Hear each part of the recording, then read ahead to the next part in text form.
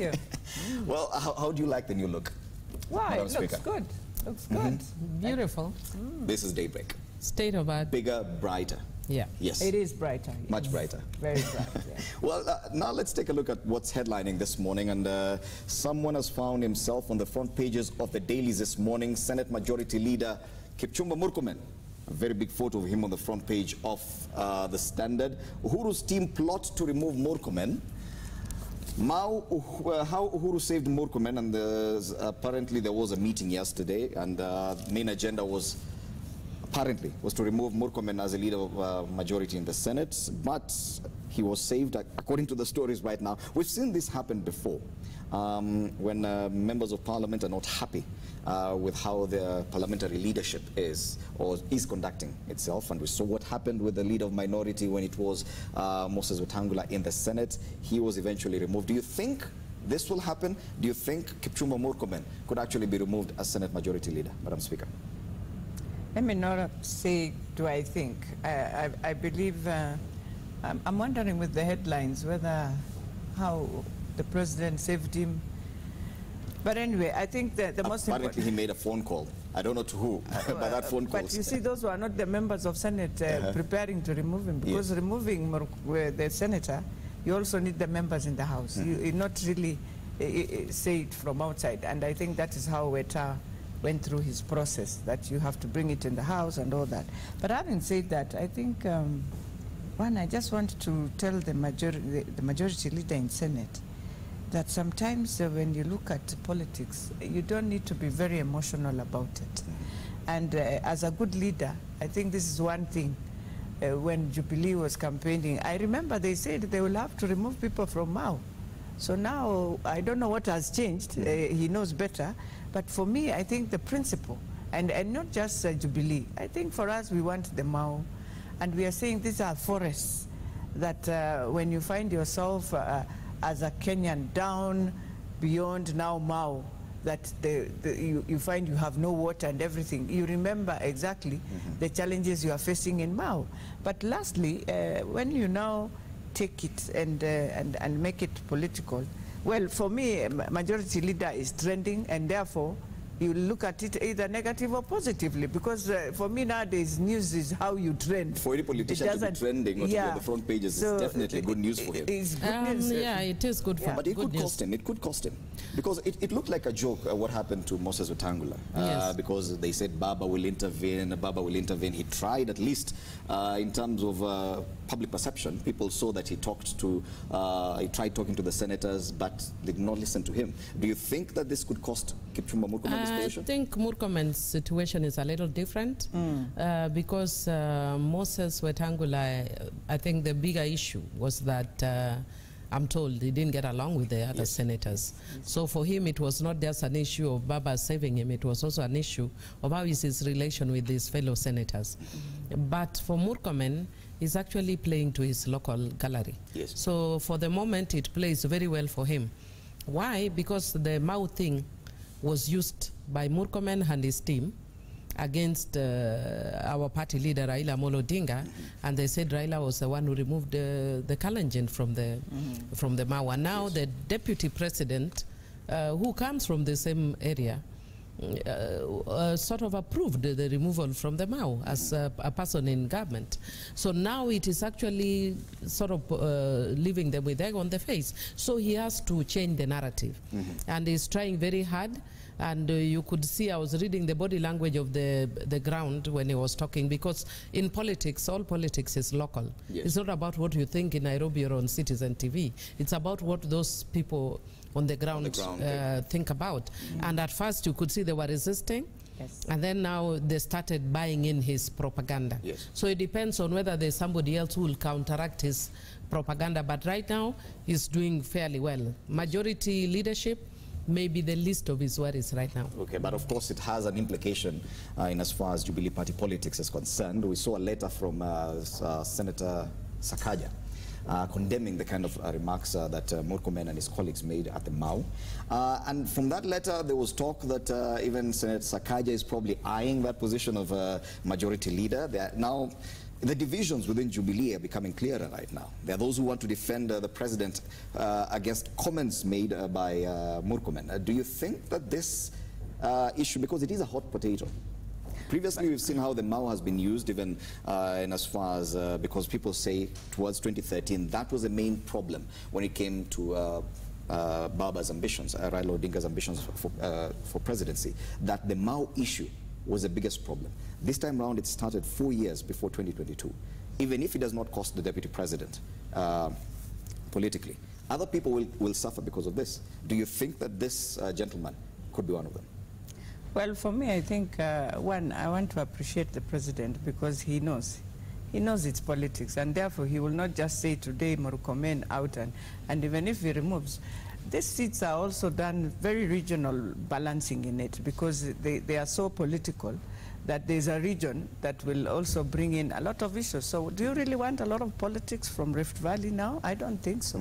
And therefore, the best you do, you leave Murkomen and then you manage the other processes that you see that will come in. I don't think Sakaja was eyeing and the seat because the eyeing was done before the selections were being done. After that, you know, you leave and you move on with your... I think it was just, for him, maybe he did the letter, and the best is also you meet your majority leader and call him for a kamkunji also as Jubilee, if that is how they feel. You call him but for a that action of just writing a letter to condemn your parliamentary leadership, it speaks a lot. Yes, of course it does. Oh, yeah, it is. It speaks a lot, and it says not just him. Maybe there are many also with the same views, but they don't have that braveness like Sakaja to write the letter. Or maybe they sat and they felt, Sakaja, you do it. You're the Nairobi senator, do it for us. But then going forward, because now we have talked about it, we need all of us now to sit and ask ourselves, how do we manage? Because we are all in Jubilee, but there are people on the ground where, you remember Honorable Millie just said it so well. We used it to say that this is what our former Prime Minister was doing and was about. So as Jubilee, what is our take on how we are going to manage the people who are in Mau, and they must come out of Mau.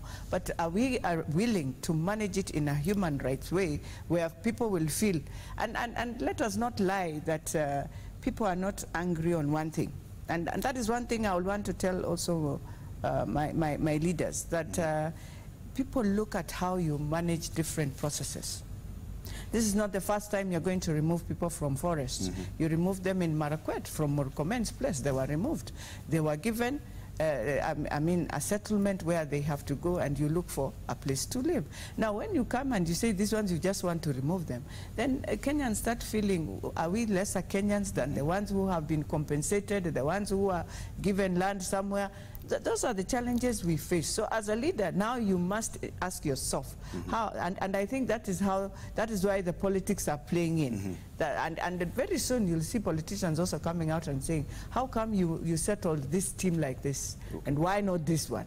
So for me, it is, how do you ensure you manage it in a process where people will feel there was that equity and equal? Yes. I mean, we were given the same rights as other Kenyans who have been removed in other forests. The name Raila Odinga was right in the middle of the initial eviction back in 2012-2013. He was mentioned again when Murkomen and his colleagues went to the Mau forest. Curiously, Raila Odinga himself has remained very quiet this time round with regard to this eviction that's going on right now. Do you think it's time probably would it add value if at all he was to speak out about what's happening now? I don't think it adds any value. There's some gentleman who is a friend of mine on Facebook, summed it up very well. I actually shared the post, and he was talking about, you know, even though he wasn't using very flowery language, but he said, we don't give a damn. I mean, really, politically, we may give a damn environmentally, but we don't give a damn politically what goes on in the Mau. It was used against us, you know. We don't want every time anything comes about you know, the Mau, it's about Raila Amolo Odinga, even when he's not in you know, a position in government. He's neither president, he's neither president nor deputy. Senator Murkomen even introduced the name of Raila Odinga. Because he knows if you want to, you know, Raila is a scarecrow that they've been using with his community. And so if every time you're losing grip of your community, you bring in Raila as a demon, because then that's how you consolidate. I'm sure these guys were complaining and demonizing them as their own leaders. In fact, if you watch at the news, they were very annoyed. They were saying, we are going through this. There was a woman, you know, there was something I saw that was shared, and the woman was speaking in Kalenjin. I actually asked somebody to translate, and she said they've lost children, they buried a woman on the way, and she was crying. And I'm sure it was reaching them. So what do you do as a leader? Change the narrative. And how do you change the narrative? Make Raila be the demon. But I wanted to just comment on something, you know, in relation to Sakaja. Sakaja plays his politics very differently. Each one of us have our own brand of politics, and his brand of politics is very sort of all-encompassing. It takes on a, you know, I don't want to call it superior, but he takes on a very different approach. And I like his style, especially in relation to this.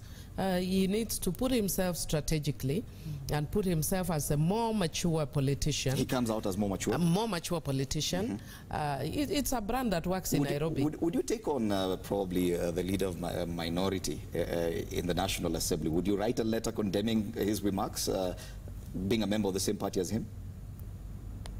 My minority leader? Yes, John Mbadi. Would you write a letter to if he did something that I thought, yes, if he did something against my party leader, I would not only write, I would say and write. But I'm just saying that that's not even just a style of, you know me, my style. My style is not Sakaja style. He deals his politics with finance like a bishop. I'm not your bishop type of politician. But it will be a bit more noisy and messy. It will be noisy and messier. But that is his brand, and it works for him in Nairobi because of the way Nairobi is. Perhaps if I was a politician in Nairobi, I would play my politics in the same manner. But where I am, I would play, maybe not ethnicize it the way Murkomen does it, which I don't like. I don't like the way we ethnicize our politics. But it's about all politics being local. It's about what your local team, you know, what your local community, what appeals to them. And so that's what Murkomen is basically doing, is appealing. Right now is appealing to the Kalenjin, not just in the Mau, but across. He's telling them, I'm your voice. Because all the other Kalenjins are not speaking, I'm speaking. The question comes because even these people commenting about the Mau, they're not, their constituencies are a bit far from that area. It would be different if at all the local leaders were the ones debating this. Murkomen comes from Elgeyo Marakwet, Honorable Sakaja from Nairobi, and the debate is beyond Mau. It's become a national debate. And it's not just a national debate. This is a debate that is also targeting Gideon Moi. That is why it's coming all the way from Elgeyo Marakwet, because what the game that William Ruto is also playing is that he's a deputy president, so he doesn't want to make it look like he's fighting directly Gideon Moi. He wants to put himself like he's one step or two steps ahead of Gideon Moi. So who does he send normally to attack Gideon Moi is Murkomen. So really what he's doing here, Murkomen is doing two things: create a demon, somebody to demonize in Raila Amolo Odinga, but also come as the defender. When Murkomen speaks, we see William Ruto speaking. So he's basically saying, we are the ones speaking for you. It's not Gideon Moi speaking for you. Yet we see the deputy president commenting, and I think at the weekend he said that he asked the politicians to tone down. He keeps repeating this. He's not the one coming out and saying these things. His lieutenants apparently are very vocal. But when the deputy president comes out and says, no, this time around, don't do this, don't talk like that, you need to have some decorum, do you think the public believes him? Or well, at least I don't believe him, because Murkomen can't be speaking like that without the blessings of one William Samoei Ruto. So definitely it's his mouthpiece. Yeah. Do you think the public, not you, do you think the members of the public actually believe the deputy president when he says no, he tells his people do not talk this kind of politics at this time? Well, even if they believe with him, they also believe these are the leaders that believe in him. Yes. So as Millie says, so they can actually see this as the deputy president speaking. They will think, even if he has not sent them, they will think he has sent them. Definitely. Okay. Well, because for them, they believe, you know, even, I mean, all politicians are the same. If Millie's PA, Honorable Millie's PA goes to Suba and does something when she's maybe out of the country, they will believe it's her. Whether or not she... Whether or not. Yes, whether or not. Fact. That's a fact. I'm always putting off fires that are sometimes lit by my own people on the ground. Yes. I find especially the younger ones. Somebody posts something on Facebook, then somebody inboxes me and say, why are you attacking me? I say, where? So you should take responsibility. So. So the deputy president should take responsibility with regard to whatever Senator Murkomen That's the most unfortunate part, but he has to, because people will not even believe, especially, you know, there was that, when he started his speech, and he says, I have been sent by the president. Yes. So, you know, immediately, the whole Kenya knows you have been sent by the president, and therefore also the deputy president is there. So they will not separate any of those issues. Yes, the Mau evictions definitely make the biggest headlines this morning, and the position that Senator Kipchumba Murkomen takes in that debate is the biggest talking point on the dailies this morning. Uhuru's team plots to remove Murkomen, and Mau, how Uhuru saved Murkomen. Those are just two different angles of how they are looking at this story. Very interesting headlines on the inside pages. There's one I want us to look at, and this emanates from what happened last week. Ruth Kamande, that 25-year-old prison beauty queen, was sentenced to death for a murder that she committed back in 2015. Now, the biggest debate is whether or not we still need that kind of capital punishment, because courts are still sentencing people to death, but no one is being hanged.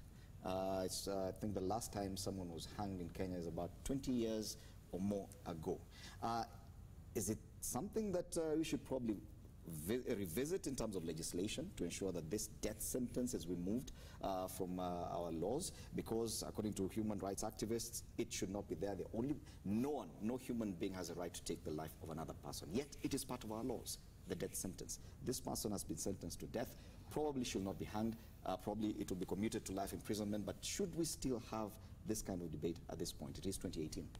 I'll say I've been consistent about this. I know my position is not one of the most popular in the country, but I do not support the death penalty. It's unfortunate it's coming at a time when it's about a beauty queen, because I've seen the discussion around it. It's people seem to think it's revolving because she's a beauty queen. Well, that's a discussion. They're saying she's too beautiful to die. How come we are not talking about death penalty when it's not a beauty queen? When we were discussing even at Bomas, I was once one amongst very few who was calling for the abolition of the death penalty. I'm the chairperson of the Parliamentarians for Global Action Kenya, and we believe in the rule of law and human rights.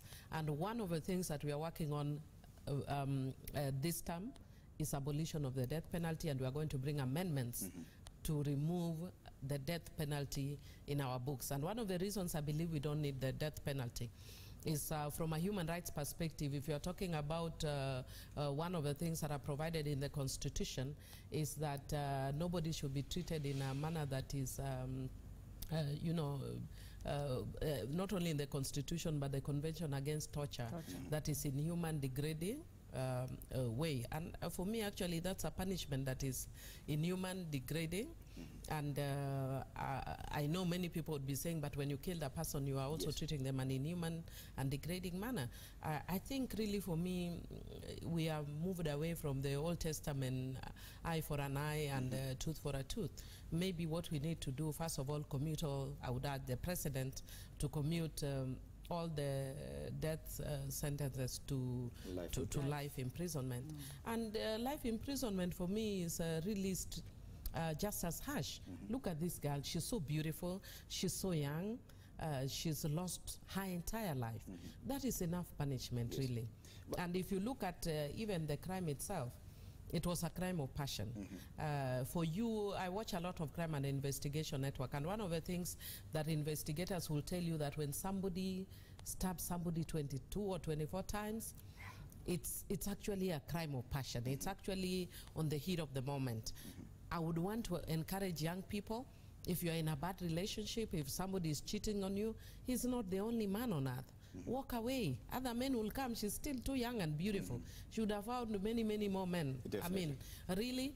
I know even her, she regrets, why did she do this? Unfortunately, and I feel very sad for the family of the guy who died. Unfortunately, I discovered he was a deskmate to my nephew for 3 years at Lenana School. And so I'm really sorry for them, but it should be commuted to life imprisonment. To life imprisonment. And very many people are sentenced to death. We rarely get to talk about it because probably this one generated a lot of interest because of her looks. And regrettably, unfortunately, there's even a headline on page 3 talking about that. Her looks, killer looks can get you a job or off the hook, because that has been a very big discussion with regard to this. But don't you think it's a bit inhuman to sentence someone to death and then let them stay on in prison for years, not knowing what will happen? Isn't it worse than being sentenced to life in prison? Absolutely, because the person walks out of the courts already, his mind, his thinking, knowing you're going to die. He knows, I'm going to die. Now, when you keep them for 10 years awaiting death, I think it's also... That's torture. Torture, in terms of psychological torture, and you'll find that person gone. He killed himself, he walks, but he's dead when you look at such people. Now, for this girl, I think maybe why they are calling her the beauty and wondering, I think it's what Millie says, the passion of, you know, using that knife 23 times. In her, while she goes for a life sentence, I think she will end up, by the time she gets to her age of 30, 35, she will end up being completely gone. And maybe I fear even her, looking at her, she can commit suicide if she's given an opportunity somewhere, when you look at her. Because when you look at someone who is daring like that, very young like this, and very daring that you can just, you know, you feel you have killed, but your mind is telling you, I haven't.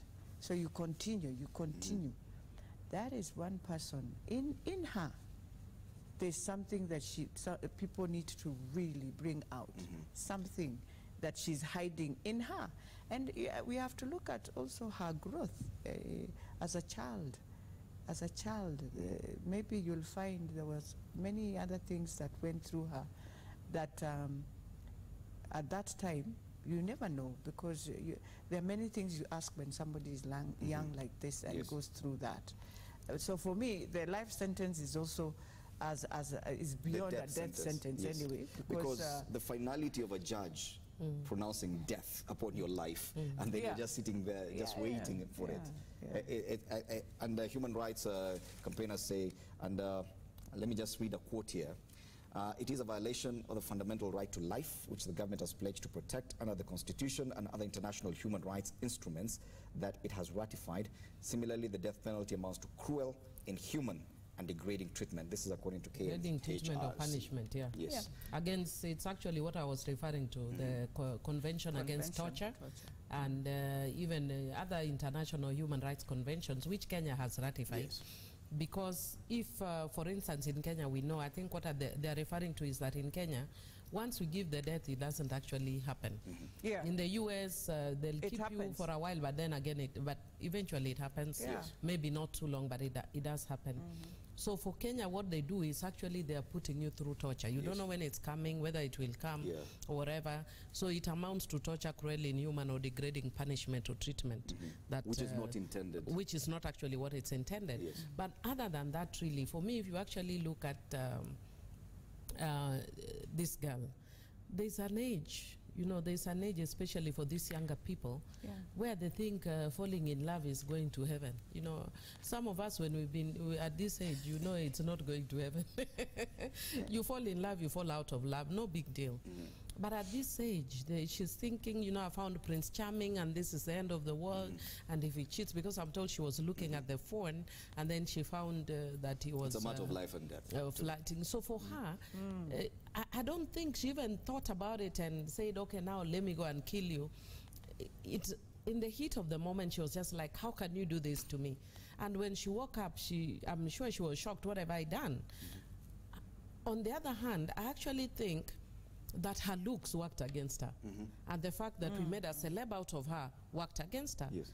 Because if you listen to what the judge said, they said, you know, this is a message that I'm giving to the young people. Yes. That we cannot make it is not killing. Cool. Yes. It's not cool. And, you know, if you actually ask me, I don't know what was in the, you know, the mind of the judge, but I think in her mind she was like, okay, so this girl has killed the boyfriend, and what are we doing? Making a beauty queen. Yes. She's catwalking, exactly, and she was made to look cool. That worked against her. That, I think, worked against her. Wow. Oh, so if I were her, I would have actually, a lawyer didn't advise her. Yes. I would have, until the matter was settled, I would have disappeared completely. I would have looked as miserable as possible. And I would have, you know, yeah, it worked against her. Unfortunately, the positive she was trying worked against her. Well, yeah, she was sentenced to death. The discussions continue about her looks. Whether or not that's relevant at this point still remains to be seen. But of course, the biggest debate and what we're discussing is whether or not capital punishment sentences, death sentences, should still be applicable in this day and age. We'll be looking at another very interesting headline with regard to divorce on the standard and the grounds for divorce, because this one is just mistrust, pure mistrust, and the judge grants you divorce. But you also continue looking at the situation on our roads, Kiambu Road, Uhuru Highway here in Nairobi. Yes, we have pictures on your screen right now, and we can see the top left corner. Yes, at the right side for the viewers, that's Uhuru Highway here in Nairobi. I think that's one of the roundabouts there, and yes, that is Uhuru Highway. I'm trying to figure out exactly which. Yes, next to Nyayo House, Uhuru Highway, Kenyatta Avenue. That's the situation there. At least the traffic police are in control of that situation. Kiambu Road, let's take a look at Kiambu Road. That's the situation there. At least it's moving. It is moving, it's flowing. So yes, 20 minutes past 7, traffic on Kiambu Road is flowing smoothly. So not much of a problem there. Usually Kiambu Road it can be a bit of a problem. But at least this morning, traffic is flowing.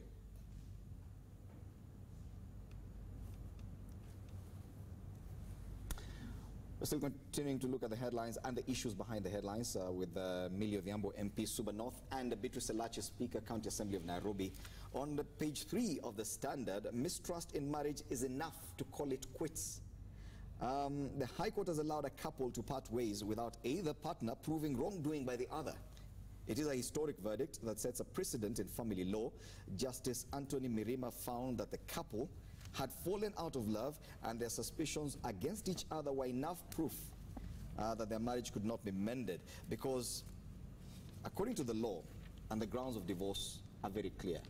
And getting divorced in Kenya has always been one of those problematic issues. But we're seeing this time around, and this will set precedent. Now anyone who wants a divorce can actually go and say, I do not trust my partner. And according to what the court has decided, that could just be enough. Don't you think that this is problematic? We are not there yet as a society. Speaker Elachi, are we there yet as a society that we can actually use suspicion and mistrust as grounds for divorce? But you know, this is a case where they did it, is it in 2014 or 2015? And then the lady appealed again. So I think when the judge realized, if you can appeal, what else am I supposed to do to this couple? I mean, this lady has really pushed for this, and I think that's what triggered the judge to just give such a judgment. Because one, suspicious in what? Those are the questions we ask. I simply do not trust my partner, and I don't trust them. I should be able to divorce them. And there is a reason maybe why she feels that way, because it's the EOA was the lady or something. And when I read the story, I was like, wow, it depends on what now they have compelled to tell the judge, these are the allegations of that suspicious. I'm suspicious my husband is about to kill me, or what is it? Because I think the judge looked at many of those suspicions and he realized, if I don't deal with this, we will hear them killing each other and you'll have no choice. And you see, they have children. They even have children. But let me tell you, you know me and my views. I don't know why we want to superintend over marriages. I think as a society, we are very religious, we are very Christian, Muslim, and Hindu, and all that. And we would love for our marriages to work. But the reality right now is we're just speaking about a case of a 22-year-old girl who stabbed the boyfriend so many times. This is not even a marriage. You are stabbing a person that is a boyfriend. In the papers I've seen somewhere, 2 ladies in Homa Bay prison, one is 20 for killing her husband. Another one is 30 for manslaughter. So if we are at a situation, and I think there's also, I don't know if it was yesterday's paper or today, that I've seen also the cases of suicide, you know, are on the rise. So what is happening is we are at a point where society, you know, people are tense. Things are not working in families. And sometimes when somebody says some suspicions, that is almost coded. Are you saying that probably we've made it so difficult for someone to walk away from a difficult marriage? Yes, we made it so difficult for people to walk away from difficult marriages and create problems. Let the church and religious institutions try through counseling and all that. If it doesn't work, walk away.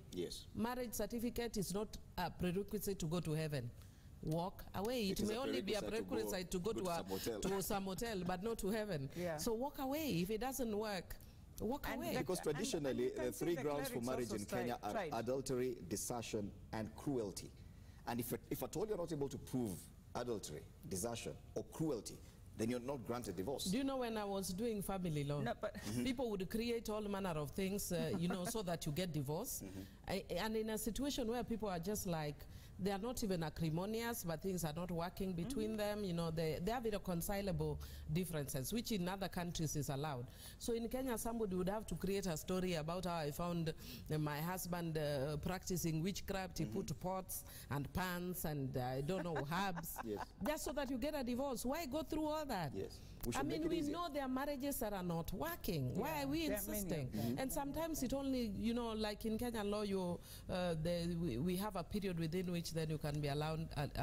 You are not granted divorce within a year unless the circumstances are really grievous. So within that period, if it is not working and you are adults, really, why are we superintending over marriages? Isn't it a risky path that we're going down? Actually making it easier for people to divorce? But you see, even if you don't give them the divorce, they will still live separately. That's another thing. So you're better off granting that divorce so that everyone can move on with their lives. And if they realize they have made a mistake, then let them remarry. I mean, sure. Because most of them just decide, okay, I know if I go to court, I won't be granted, I'll have to stay 5 years. So what do? They separate. This one lives her life, the other one lives his life, and you'll think they are one. Some even live in one house, but you know what? You'll find them not even sharing that bed together, and they live in this house, and we have children. So for the sake of the children, I'd rather you move. And sometimes it's very toxic for children living in a relationship where you hate each other, where you are abusing each other, where you So ladies, what we are saying, we should actually make it easier. We should probably even through legislation work towards making it easier to dissolve a marriage that's not working. Maybe what we need to do, and maybe Honorable Millie can advise me on that since she's the lawyer, is put in a law that says we can give them time. You know, you can separate, have your time, but the law is able to bring you back. The law allows that. Because of children or something. You can come back. And if you've moved on with life, then don't come and now to your partner and start now again. You want to come back, and yet you are given time, and he realized he moved on. Relationships in crisis. I think Kenya, it is a bigger problem besides corruption. That no, it's part of the corruption.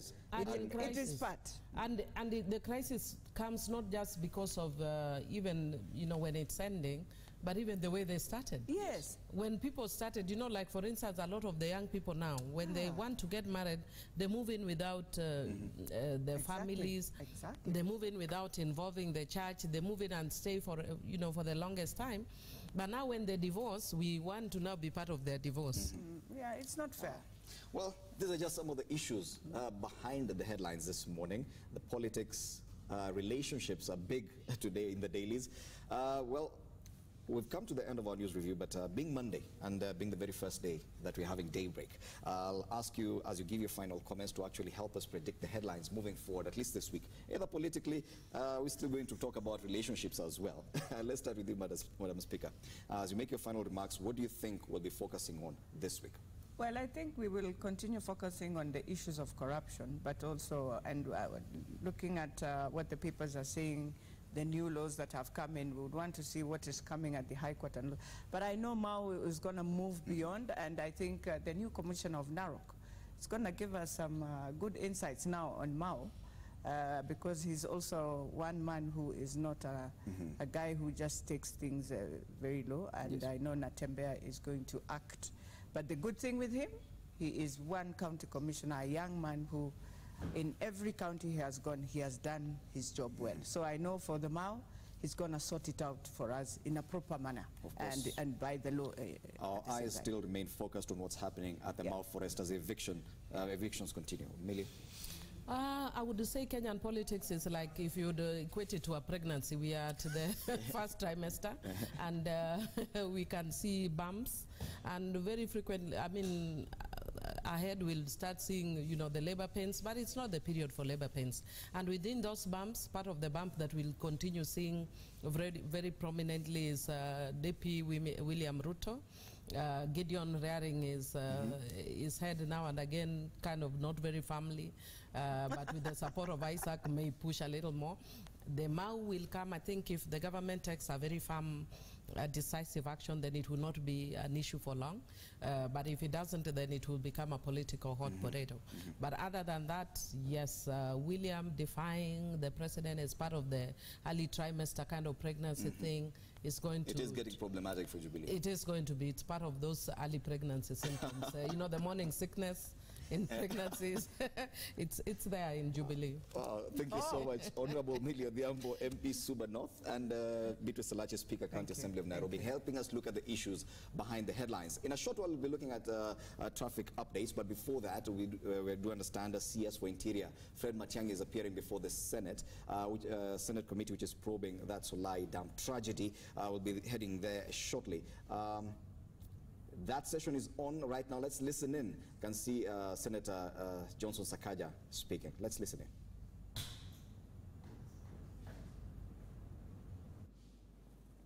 To put ourselves in a position where we actually agree, there's been some complicity from what we've seen on the ground. There is complicity with the officers and the dam owner. In fact, the dam owner himself came to this committee and admitted that he gave out money through your officers. Mr. Patel himself, sitting right where you're actually exactly where you're sitting, said that the money he gave out, he gave with your county commissioner, with officers, to indemnify himself from further claims from the public. That is obstruction of justice, and that is a serious offense. Finally, the issue of the National Disaster Management. It is true, we have sponsored an act, a bill, myself and Senator Mutula. I think it'll be prudent for us to sit down together. We have asked for the National Disaster Management Policy. We have not yet received it. I have personally spoken to your PS on this, because the policy has been passed by Cabinet. It is not a secret document. And even when we asked, he expressed shock that we have not been given the document by officers in your ministry saying, no, we are not at liberty to share this document. Naturally, legislation should come from policy. But the reason we're putting this together is because we've seen a lot of disjointed response to disasters.